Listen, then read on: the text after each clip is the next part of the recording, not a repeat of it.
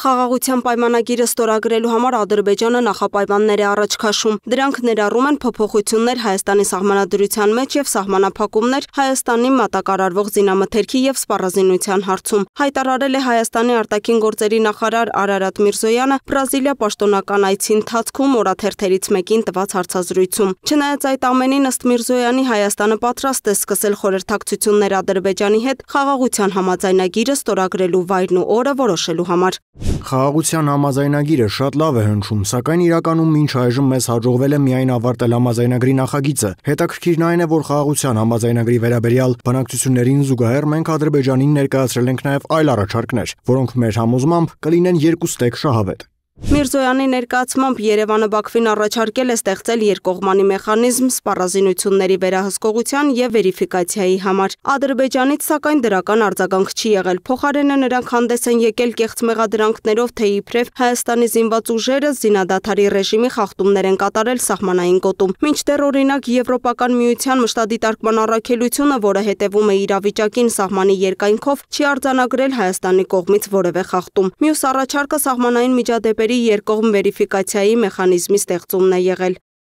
Մենք առաջարկել ենք նաև բացել հաղորդակցուղիներն ու վերականգնել ենթակառուցվածքային կապերը։ Ադրբեջանը կարիք ունի օգտվելու մեր երկաթուղիներից, իրենց երկրի երկու հատվածները կապելու համար, բայց նրանք կարող են նաև օգտվել Հայաստանի երկաթուղային ենթակառուցվածքից, միանալու Թուրքիային, միջերկրական ծովին եւ այլն։ Մեր առաջարկների եւ գաղափարների նախնական փոխանակման հիման վրա կարող ենք ստանալ փոխադարձ հասանելիություն Ադրբեջանի երկաթուղային ենթակառուցվածքին, սակայն կրկին այս առնչությամբ էլ դրական պատասխան չստացանք։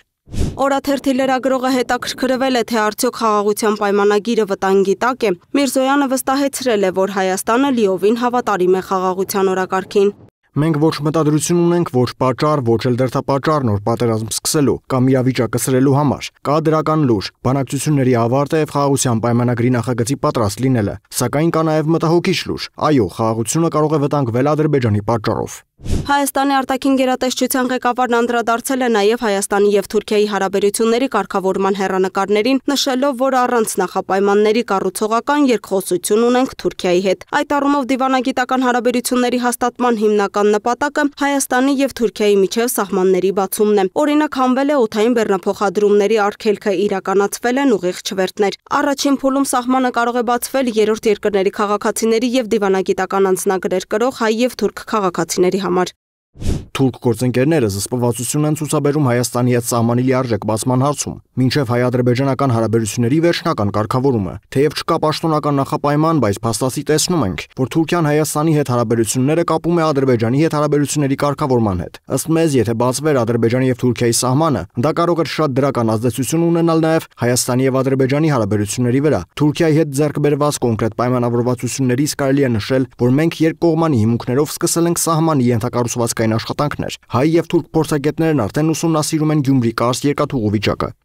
Միրզոյանը համոզմունք է հայտնել, որ Հարավային Կովկասում կայուն խաղաղությունը կախված է հումանիտար հարցերից, այդ թվում անհետ կորած անձանց եւ բռնի անհետացումների զոհերի ճակատագրի բացահայտումներից։ Հայաստանի արտգործնախարարը հիշեցրել է, որ դեռևս Բաքվում կան հայ գերիներ, որոնք անցնում են բեմականացված դատական գործընթացների միջով։ Մենք հավատում ենք, որ նրանց անհապաղ ազատ արձակումը կարող է նպաստել հայ եւ ադրբեջանցի ժողովուրդների միջև կայուն խաղաղության հաստատմանը։ Միրզոյանը խոսել է նաև Թրամփի վարչակազմի օրոք Միացյալ Նահանգների հետ գործակցության ակնկալիքներից խաղաղության գործընթացին Միացյալ Նահանգների աջակցությունից։ Միրզոյանն ընդգծել է մի քանի ամիս առաջ Միացյալ Նահանգների հետ ստորագրված ռազմավարական գործընկերության կանոնադրությունը բարձրացնում է Վաշինգտոնի հետ մեր հարաբերությունների մակարդակը։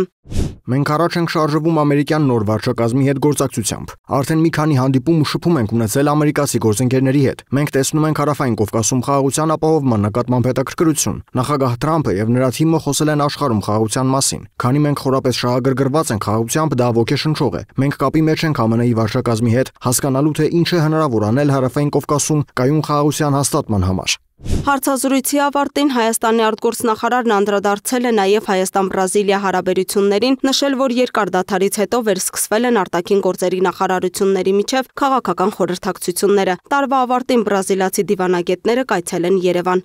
Լուսինե Գրիգորյան, Free News, Ազատ լուրեր։